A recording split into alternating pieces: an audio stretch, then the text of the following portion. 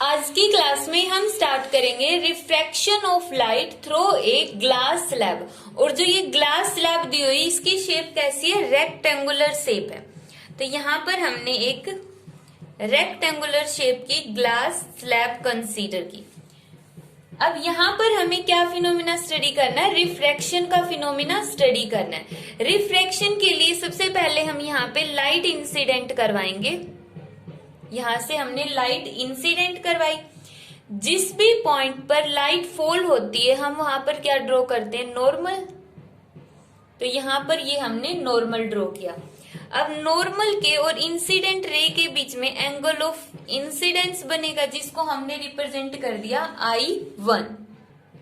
अब यहाँ पर जो ये वाला मीडियम है, ये तो कैसा मीडियम है, ग्लास है। तो ग्लास कैसा मीडियम हो गया, डेंसर मीडियम। किसके with respect to denser medium है, यहां पर ऊपर क्या है, एयर। तो एयर कैसा मीडियम हो गया, रेयर मीडियम। तो एयर के कंपैरिजन में ग्लास एक डेंसर मीडियम है, इसलिए लाइट जब क्या होगा, रेयर टू डेंसर आई तो कहां पर बेंट होगी, टुवर्ड द नॉर्मल। तो यहां पर लाइट सीधी जाने की बजाय, देखो अगर जैसे एयर है, आगे भी एयर ही होती तो यही लाइट कैसे जाती, बिल्कुल सीधा। इस तरह से ये ऐसे निकल जाती, ये इसका ओरिजिनल पाथ होता अगर यहाँ पर ग्लास स्लैब नहीं रखी होती। बट यहाँ पे ग्लास स्लैब रखी हुई, इसका मतलब अब जो लाइट है वो टुवर्ड द नॉर्मल बेंट हो गई। अब जो लाइट होगी इस तरह से बेंट हो जाएगी नॉर्मल की तरफ। नॉर्मल की तरफ लाइट बेंट हो गई। किस वजह से बेंट हुई है, due to refractive index. Refractive index की वजह से जो लाइट है टुवर्ड द नॉर्मल बेंट हो गई। अब जो ये एंगल बनेगा वो होगा angle of refraction, angle of refraction R1।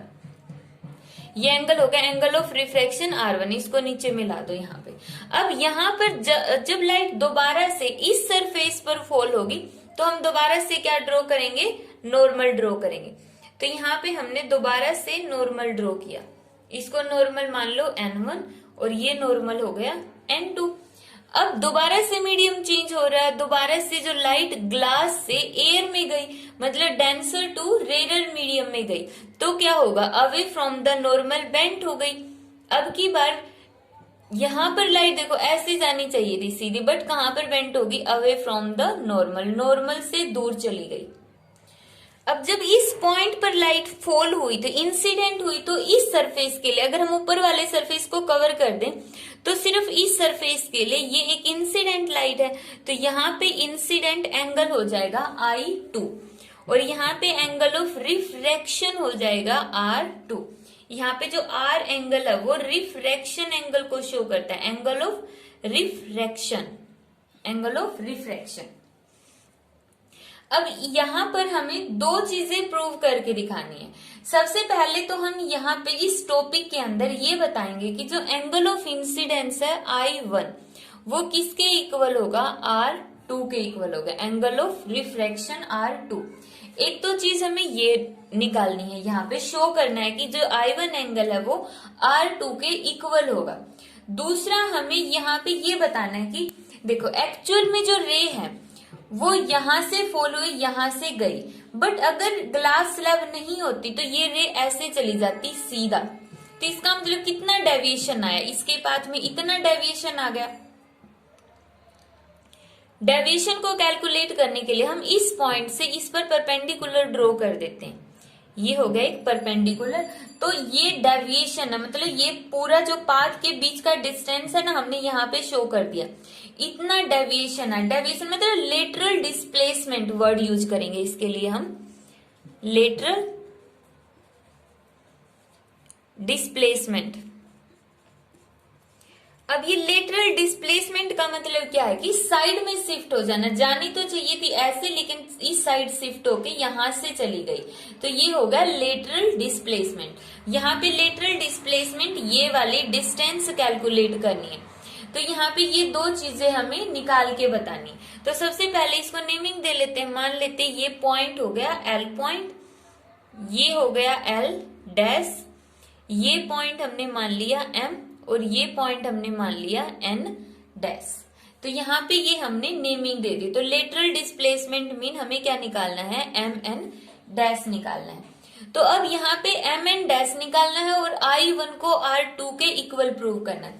सबसे पहले हम इसका यूज करेंगे और ये सोल्व करेंगे और इसके लिए हम स्नेल्स लॉ का यूज करेंगे। अब स्नेल्स लॉ कहां पर लगाएंगे? सबसे पहले एल पॉइंट के ऊपर, एट एल पॉइंट पर स्नेल्स लॉ लगाओ। देखो एल पॉइंट पर स्नेल्स लॉ जो ऊपर है इसका रिफ्रैक्टिव इंडेक्स हमने मान लिया म्यू ए एयर का, और ग्लास का रिफ्रैक्टिव इंडेक्स हमने मान लिया म्यू जी। तो क्या कैसे लगेगा? सबसे पहले इस एल पॉइंट से ऊपर वाला मीडियम लो, ऊपर क्या हो जाएगा? रिफ्रैक्टिव इंडेक्स म्यू ए और sine of angle of incidence I1 is equal to, अब इससे नीचे वाला, नीचे कितना होगा? रिफ्रैक्टिव इंडेक्स ग्लास का म्यू जी, और यहां पर एंगल कौन सा बन रहा है? R1, तो साइन ऑफ R1 बन गया। तो यहां पर क्या निकाल लेंगे हम? वही sine I1 divide by sine R1 is equal to mu ji. Mu A को उस साइड ले जाओ, ये हो गया म्यू ए, जिसको हम लिख सकते हैं म्यू जी ए। ये हो गई हमारी इक्वेशन नंबर फर्स्ट। इसी तरह हम एम पॉइंट पर स्नेल्स लॉ लगा देंगे। एम ये वाला पॉइंट है, इस पर स्नेल्स लॉ लगाओगे तो क्या होगा? एम से ऊपर देखो, रिफ्रैक्टिव इंडेक्स इस मीडियम का कितना है? म्यू जी, साइन ऑफ यहाँ पे एंगल कितना हो गया? I2, sign I2। यहाँ पे नीचे कितना होगा? एयर, और एंगल कितना है? R2, sine of R2। तो दोबारा से sine I2 divide by sine R2 is equal to mu A divide by mu G, जिसको हम लिखेंगे म्यू ए जी, इक्वेशन 2। तो दोनों पॉइंट्स पर हमने स्नेल्स लॉ लगा दिया। अब इसके बाद हमें क्या करना है? Using principle of reversibility. अब ये रिवर्सिबिलिटी प्रिंसिपल क्या है? हमने क्या वर्ड बोला है कि using principle of reversibility, LITY, reversibility. Reversibility principle का जब हम यूज करेंगे, इसका मीनिंग होगा कि यहां पर अगर मैं मिरर रख देती हूँ, ये बैक साइड है मिरर की जिसको पॉलिश किया हुआ है, यहाँ पे लाइट फॉल होगी मिरर के ऊपर और वो लाइट रिफ्लेक्ट होकर सेम पाथ फॉलो करेगी इसी तरह से। अब जब हम इसको मिरर यहाँ पे रखने के बाद सेम पाथ फॉलो करवाएंगे तो इसके अकॉर्डिंग क्या होगा कि जो लाइट होगी वो बिल्कुल इक्वली ट्रेवल करके यहां से निकल जाएगी। अगर हम लाइट को यहां से फॉलो करवाते तो ये इंसिडेंट रे और ये ट्रांसमिटेड रे हो गई या इमर्जेंट रे हो गई। बट अगर यहाँ पे मिरर रख दिया तो यहाँ से लाइट वापिस गई, तो मतलब ये इंसिडेंट रे, रिफ्रैक्टेड रे और ट्रांसमिटेड रे, तब ये उल्टा हो जाएगा। तो प्रिंसिपल ऑफ रिवर्सिबिलिटी के बाद हम क्या करेंगे? दोबारा से स्नेल्स लॉ लगाएंगे at point M, using Snell's law at point M. M के ऊपर हमें क्या यूज करना है? स्नेल्स लॉ का यूज करना है।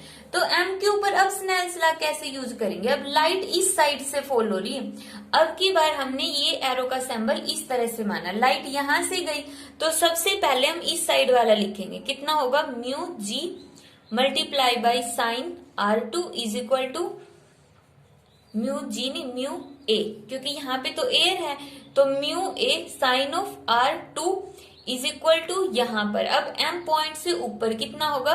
Mu g sine of I2। यहां से इसको हम आगे कैसे लिख सकते हैं? साइन ऑफ I2 या R2 इस साइड है तो साइन ऑफ R2 और साइन ऑफ इस साइड ले आओ साइन ऑफ I2। यहां पे ये क्या बन गया? Mu G divide by mu A, जिसको हमने क्या लिख दिया? Mu G A. इसको मानो इक्वेशन 3। अब देखो, अब क्वेश्चन यहाँ पे ये अराइज होगा कि ये तो सेम इक्वेशन है, ये वाली और ये वाली इक्वेशन सेम है, बस इसकी जो राइट साइड है वो इस इक्वेशन में लेफ्ट में लिख दिया और इसकी लेफ्ट साइड इस इक्वेशन में राइट में लिख दिया। तो ठीक तो है, हमने यहाँ पे क्या यूज किया? Principal of reversibility. मतलब लाइट तो एक ही है ना, एक ही पाथ फॉलो कर रही है, बस डायरेक्शन चेंज हुई और यहाँ पर भी हमने साइड चेंज कर दी है।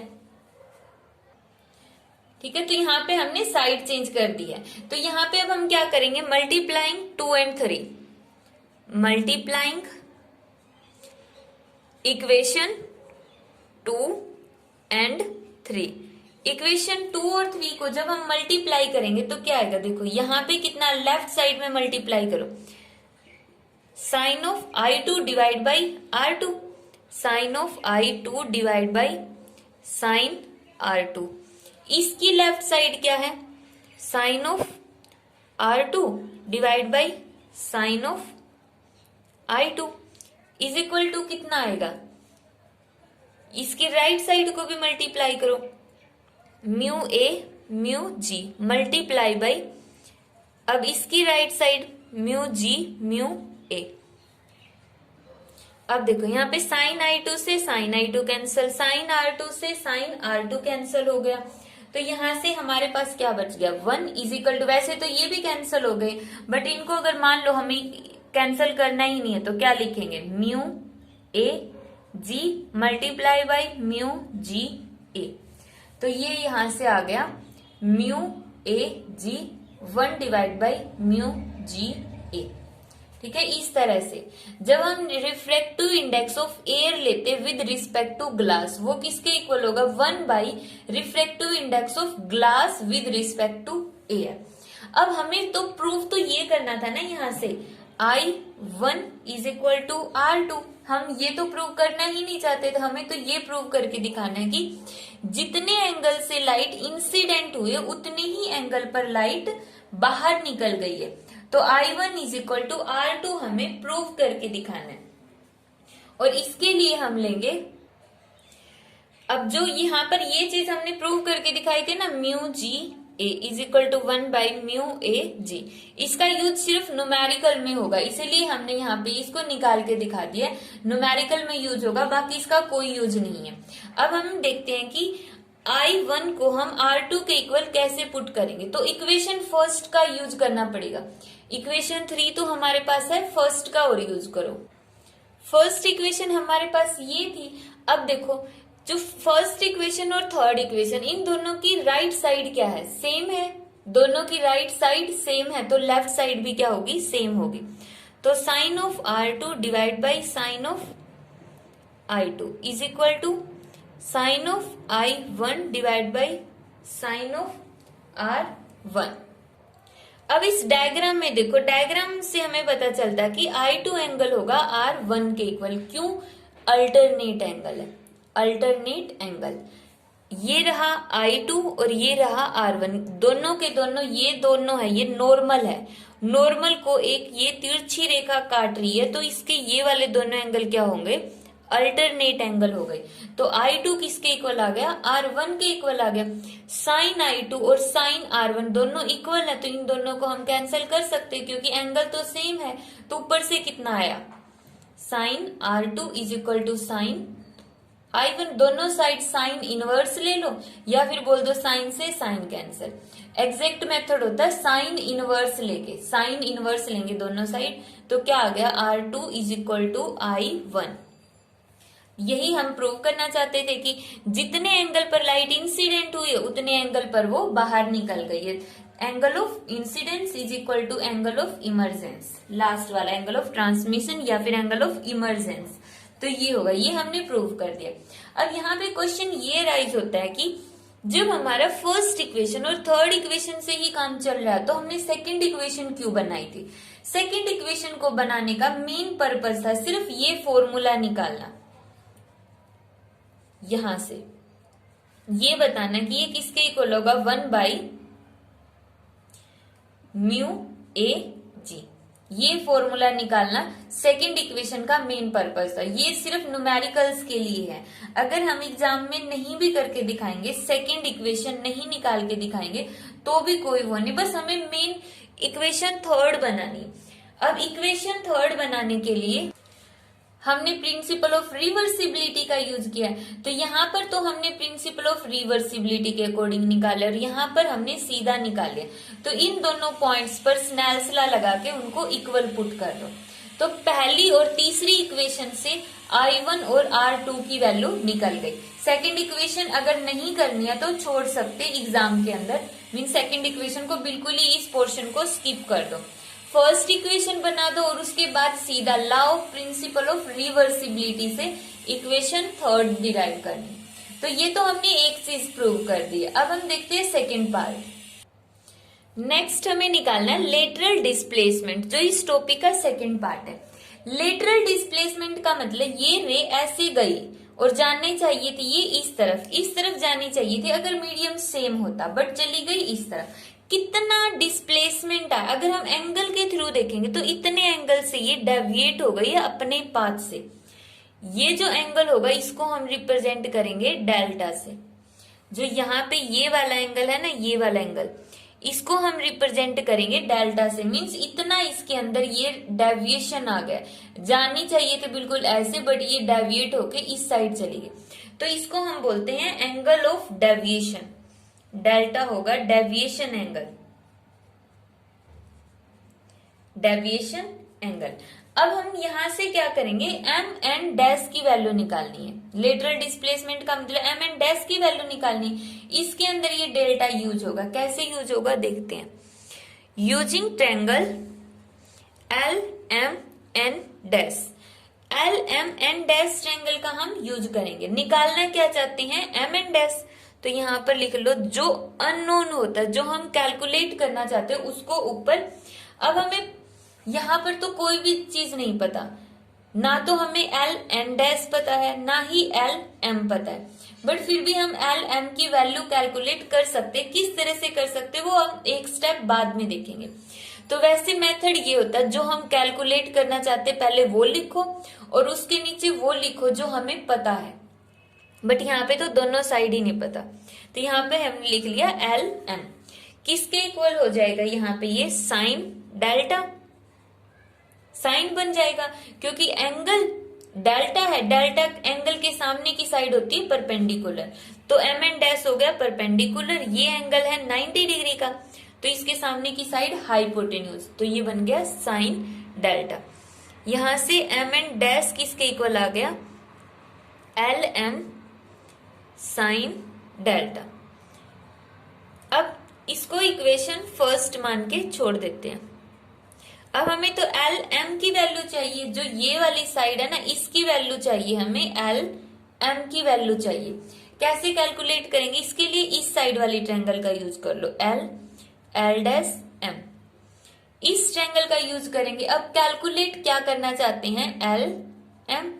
हमें किसकी वैल्यू पता है, एल एल डैश की, एल एल डैश ये वैल्यू हमें पता है क्या है, थिकनेस ऑफ ग्लास सीट। जो रेक्टेंगुलर ग्लास स्लैब ली है ना, इसकी थिकनेस तो हमें पता ही है क्योंकि हमने खुद रखी हुई है, तो इसकी थिकनेस हमारे पास है। तो ये किसके इक्वल आ जाएगा, यहां पर हमारे पास आएगा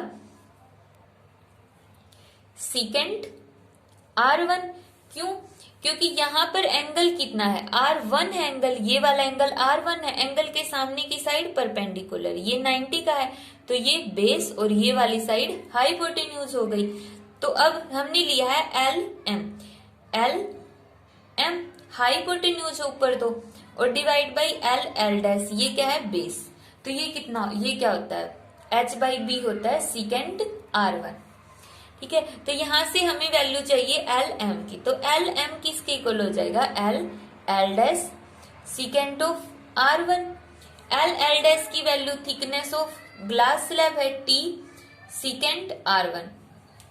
अब सीकेंट की जगह हम ये लिख सकते हैं टी कोस ऑफ R1 लिख सकते हैं, क्योंकि सीकेंट का इनवर्स क्या होता है, उल्टा क्या होता है, कोस होता है।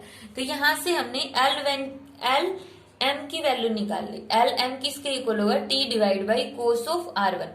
अब ये एल एम की वैल्यू निकाल के इस इक्वेशन में यहाँ पे पुट करनी है। तो ये हमने पुट कर दी टी कोस R1 और यहाँ पे ऊपर क्या था, साइन डेल्टा। एक तरह से ये डेरिवेशन कंप्लीट हो चुका है यहाँ पे। अब इसके बाद हमें इसके अंदर थोड़ी सी मॉडिफिकेशन करनी, थोड़ा सा फॉर्मूला चेंज करना है। वैसे कंप्लीट हो चुका है, चेंज क्या करना है, डेल्टा को। कैसे चेंज करेंगे, साइन ऑफ। अब डेल्टा किसके इक्वल होगा, यहाँ पर देखो डेल्टा तो ये वाला एंगल है, सिर्फ ये वाला एंगल।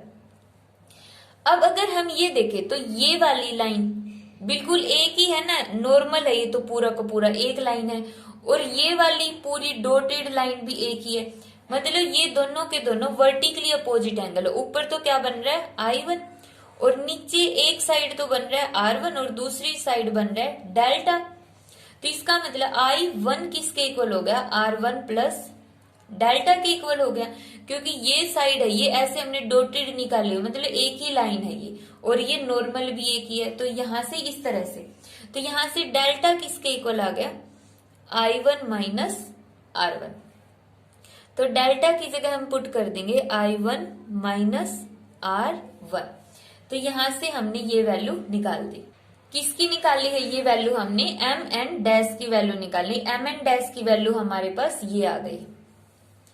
एम एन क्या था, एम एन डैश था lateral displacement. Lateral displacement mean light को ऐसे सीधा जाना चाहिए था लेकिन वो इतनी दूर से गई है, तो मतलब उसके अंदर डिस्प्लेस हो गई, अपने ओरिजिनल पाथ से इतना डिस्प्लेस हो गई है, इतना दूर मूव कर गई है, और उसकी वैल्यू हम इस फॉर्मूले से कैलकुलेट कर सकते हैं। तो ये था जो ग्लास स्लैब है उसके अंदर लेटरल डिस्प्लेसमेंट निकालना, और दूसरा ये बताना कि जितने एंगल पर लाइट इंसिडेंट हुए उतने ही एंगल पर वो बाहर निकलेगी। अगर 30 डिग्री पर लाइट इंसिडेंट होती है तो 30 डिग्री पर ही बाहर निकलेगी, और इसके लिए हमें सिर्फ इक्वेशन फर्स्ट और थर्ड का यूज करना है। ठीक है, तो ये टॉपिक है ग्लास स्लैब का।